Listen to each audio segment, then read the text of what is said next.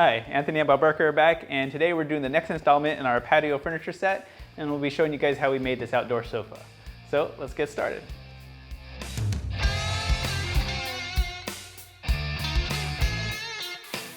Alright, so this build for the sofa, we're going to be making the legs the same way that we did with the patio chair as well as the coffee table. So if you haven't seen those videos, we'll put a link up above for you guys to go ahead and check them out. And I do go into making these legs in a little bit more details. And this is going to be the exact same setup as the other ones to start off with. So basically, I take the 4x4, we cut it down to a little bit more of a manageable shape, and then we put the table saw blade on an angle and cut a bevel there just to kind of give it a little bit more of a nicer look, as well as to make it a little bit lighter too. We do use miter joints on this one, and then we'll use the beadlock jig to join them together. So we're just getting all our cuts set up so we can get ready to put these legs together. And now that I've used this beadlock a fair amount, I really like it. It is a little bit extra work to get done as opposed to something like a domino or something like that. But of course, I don't have one of those, and I know many of you don't as well. So I want to keep this something that's manageable and attainable for most people. You just have to be extra careful how you clamp it on and make sure you get things lined up well. And these joints do come together pretty nicely. And I have found with doing this, it's always handy just to have a chisel just to kind of clean up the inside a little bit, and that helps your the beadlock tenon fit in there nice and snug.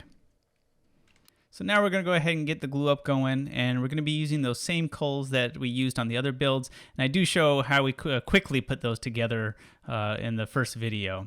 And they have served really well for doing these joints. So basically I just clamp those onto the edges of it, and then we can use those little wedges that we have on there to put good pressure across the joint.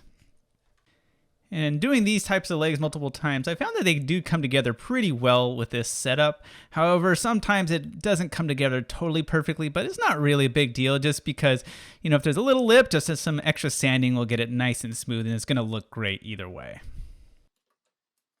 This time to set up and dry.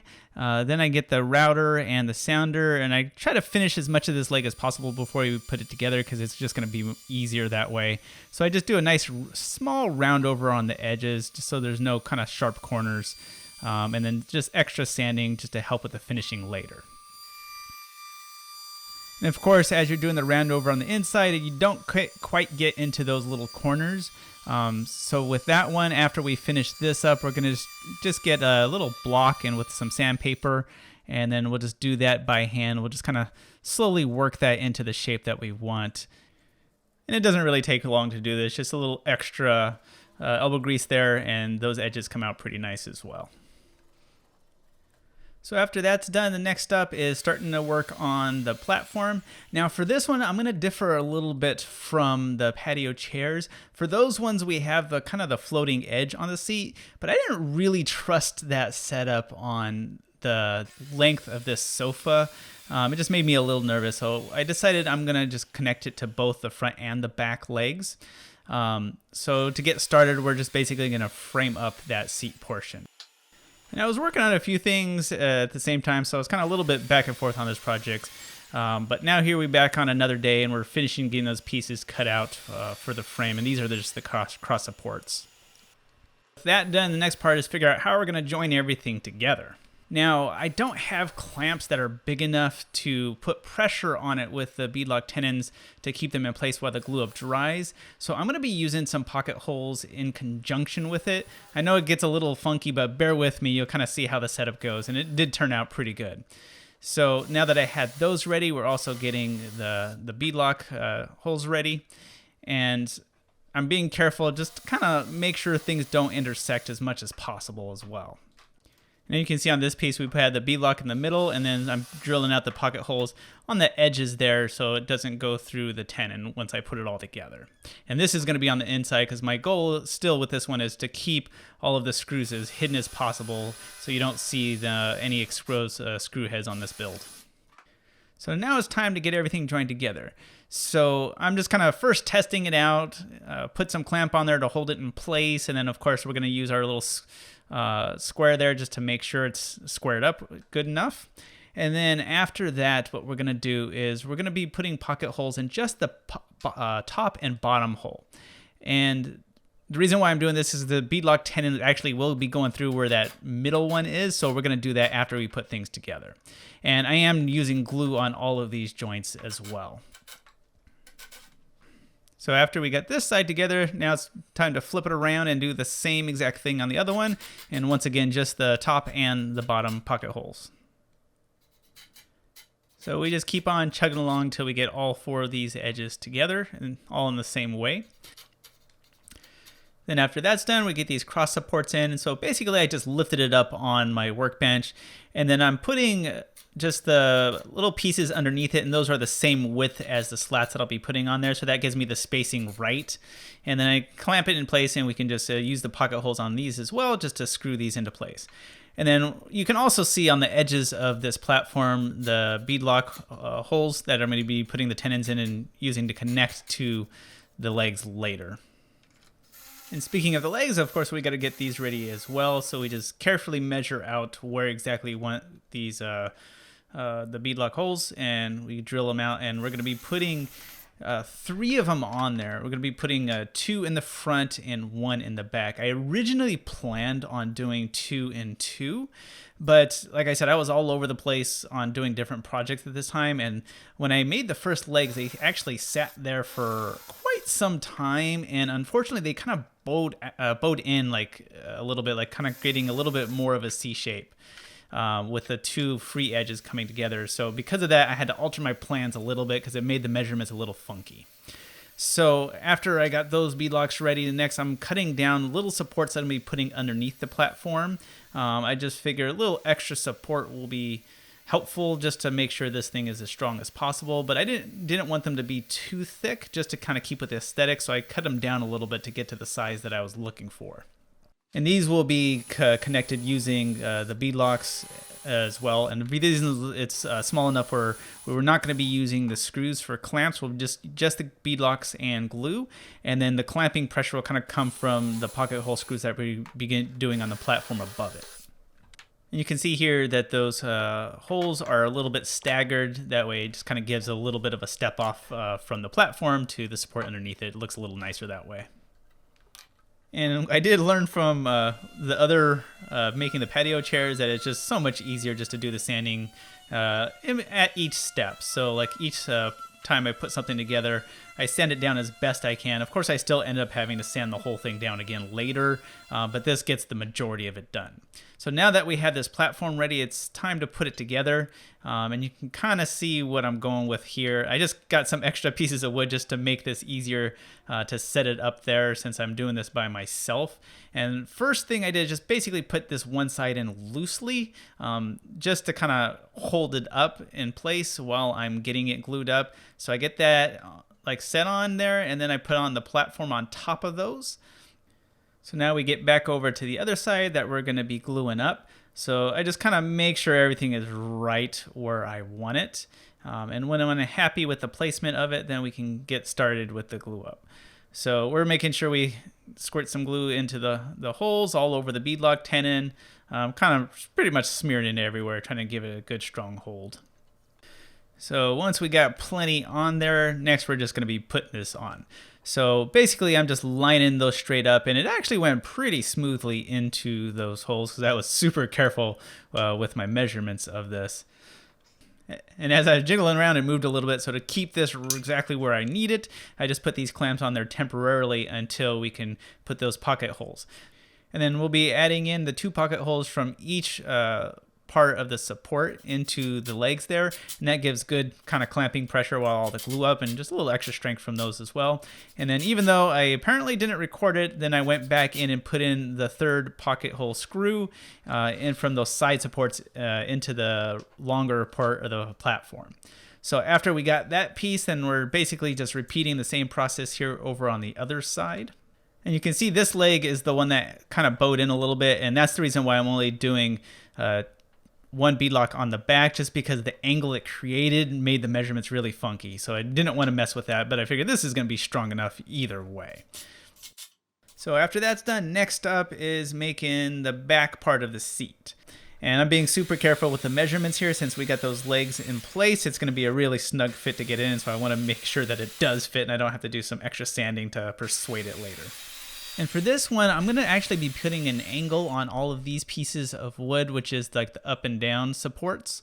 What I ended up doing on the chairs is I put the whole thing together and I just ran it through the blade at the angle to get the angle that I needed on all of them at once. But for this one, it just seemed way too big and awkward. And since I'm using larger lumber for this, I really ran the risk of hitting the screws. So for this one, I wanted to do it this way instead. So basically, I just kind of cut through there, and then I just used my pull saw because my blade wasn't quite tall enough to go all the way through at the angle that I was looking for. But that still came together pretty nicely, and it'll give me the angle that I think is a pretty comfortable fit for this sofa. You can kind of see there, like it almost gets through, just not quite enough. But no big deal, just a little extra sawing there, and it'll get done. And then for this piece, I'm putting the angle on the front part of it, so that'll match the backward angle of the seat when I all put it together. That'll make a little bit more sense as you see the fitted piece. And of course, for this, we're going to be using a bunch of pocket holes to be putting it all together. And of course, we're doing it strategically as well to keep everything hidden. And so as I was putting these together, I used this right angle clamp that I forgot I had actually, as in conjunction with that Craig clamp there. And it combined it, held it together pretty darn well, and did keep it at a good 90-degree angle. So we put these ones together, and this is the top part of the back seat. So then after that is in place, next we're going to be putting in the bottom portion, and that's the part where you're just kind of going with an angle. So this is the back part of it. So you can see since we put that angle on the front of this piece, then it matches the overall angle of the back seat. So we can put that into place, and a nice will look, the front will be nice and smooth, and you won't see any little lip from the front end of the lumber. And then one thing that I kind of forgot is since I'm putting an angle on there, my inner supports are also going to have the angle. So I went back and cut those, and it kind of threw off my measurements, so I had to figure out how long those needed to be. So basically I just put a line in there, and then I cut this out, and then I put it in to see if it hit the line to give me the right spacing, and I was like so happy because it actually nailed it the first try. I couldn't believe it actually was the right size. But I also had a bit of an error here. So what I wanted to do with these supports is I should have cut off a part of it because I'm going to be hiding the pocket hole screws that I'm going to use to connect to the slats later, and it just totally slipped my mind to slice that part off of this, because if you slice it off at the beginning, then it's going to fit together really nicely. It's you almost can't even see the seam, but I'll have a fix for that later, and you'll see exactly what I'm talking about once we get to that portion. So for here, we're just putting it in. I'm screwing it in from the bottom and then pocket holes on top, which will get hidden later, and then get to the other support and do the same process. And I just use a scrap piece of the slats here just to make sure it's going to sit nice and flush how I want it. Now we're back to the platform here, and I wanted just to add some extra screws, just kind of combine this little support to the platform. Probably not necessary, but I just wanted to make sure there didn't have any movement or sagging over time, so they stick nice together. And after that, we go ahead and get ready to put on the leg levelers. So I just use a Forstner bit here just to drill out just a little bit and then screw it in a little bit deeper for the screw to go into. And then you just tap in this the T-nut, and then you can screw them in, and there we go. And basically just repeat the same quick and easy process on all four legs. Now on this one, I use a little bit of a smaller leveler just to kind of keep it a little bit more low profile. Now with those on, it's actually easier to move this thing around in my garage. So now we're going to be putting on the slats. And so I cut out some supports here on the side, and then I just use the pieces of the wood there just to make sure I have it right in place. Then we pre-drill all our holes and countersink them. And then after that, we'll just screw them all into place. And of course, what you do on one side, we got to make sure we do on the other. And I waited until I was ready to put them in to cut out these slats. I just wanted to make sure I had accurate measurements, and just in case there was any little discrepancies between my plans and what I actually made. And when I put all this together, I did a test fit and I was looking at it, I was like, this really looks like a bed right now. I just kind of thought it was funny that the way it looked before I had the back piece on. So for this one, what I decided I was just going to do is just put a whole bunch of pocket holes to hold the center of the slats to make sure the spacing kind of stays where I want it to. I was originally going to just kind of go straight through that, but I realized that those lumber there is a little too thick to kind of screw all the way through it, so it's just going to be a little too much drilling and everything for it. So I figured the pocket holes would work best. So once I had 1,000,000 of those drilled out, then we can just basically put in the spacers we want and then just put these slats in one at a time and screw them into those side supports as well as those center supports. And then we just keep on moving up our spacers and doing one of these at a time.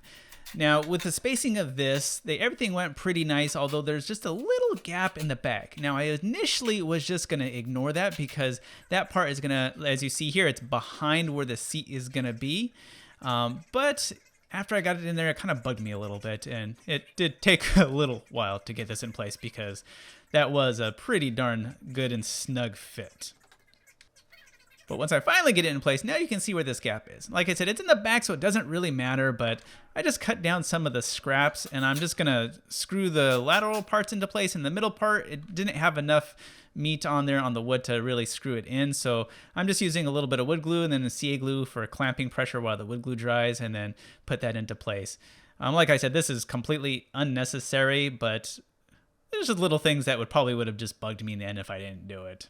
So then I measure everything just to make sure I have it exactly where I want it. Then I put a whole bunch of screws all through the whole length of that back seat from underneath right into straight into the lumber there. So that'll hold it nice and secure. Then double check the angle. And then after I'm happy with that, we can start putting in the lag screws. So to do that, first I got a Forstner bit just to kind of drill it out and sink it in underneath. Double check the screw to make sure it is far enough, and then screw it out. Just snug enough where the lag screw will hold it nice and secure. And I figure with these in place, as well as all the screws we did from underneath, this thing should never move. And of course, this will be hidden once we put in the side supports and the slats, so you won't see these lag screws either.